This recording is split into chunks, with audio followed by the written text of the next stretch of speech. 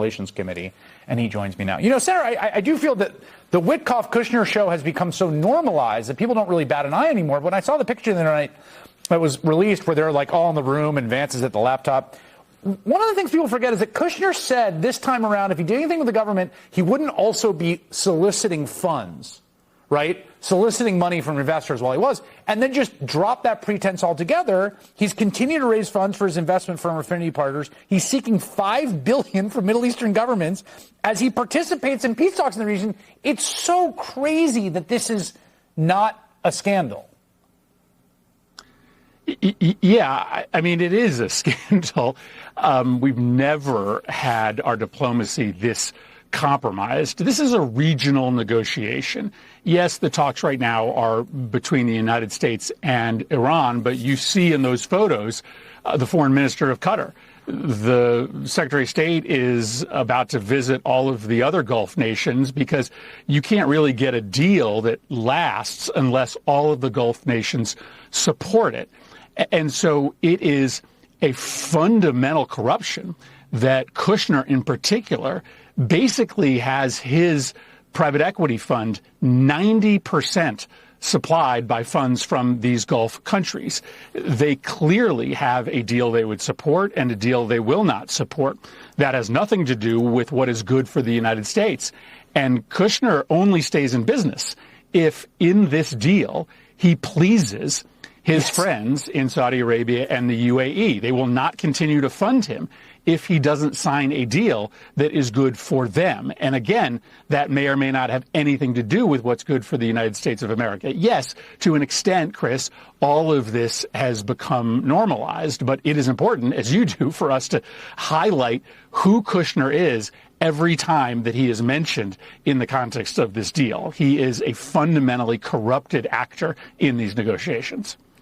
Yeah, and in terms of the, whether it's good for the U.S., again, I think I'm on the page of it's better than continuing the war. The weaknesses in the MOU are born from the weaknesses of starting a war that you basically lost and ended up with the wrong, put yourself in a poor position. But it is striking. Like, my understanding of what the initial MOU phase is and some of the documents been issued by Treasury is that they basically repealed like 40 years of U.S. sanctions on the Iranian oil industry in about a day for the next 60 days, which we met. Like, it is quite dramatic what they have done out the gate. Okay, so let's put these two things together. Historically, Saudi Arabia has not wanted the U.S. to do a nuclear deal with Iran, in part because they don't want the U.S. and Iran to normalize relations, right? Saudi Arabia wants to keep a fissure between the United States and Iran. So traditionally, Saudi Arabia doesn't want a deal. So let's just ask ourselves whether we get closer or further away from a deal by releasing all of the oil sanctions up front. And the reality is we get much further away from a deal because that's our primary leverage. Obama didn't release all these sanctions ahead of the nuclear deal. Iran has no reason to step forward and sign an agreement once they've already got the sanctions relief, the oil sanctions relief. So back to the Saudis. If the Saudis are trying to scuttle a deal, then they would be supportive of a temporary deal that gives up all the American leverage up front. So I just think you have to connect the pieces here.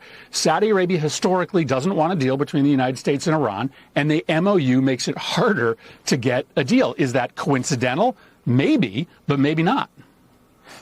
Now, my understanding is that there's like sort of 60-day reprieve, right? But the idea is that that would be an additional ratchet of leverage, right? Because they could close that back up to stay at the table here. I mean, I imagine these negotiations are going to drag on for a while.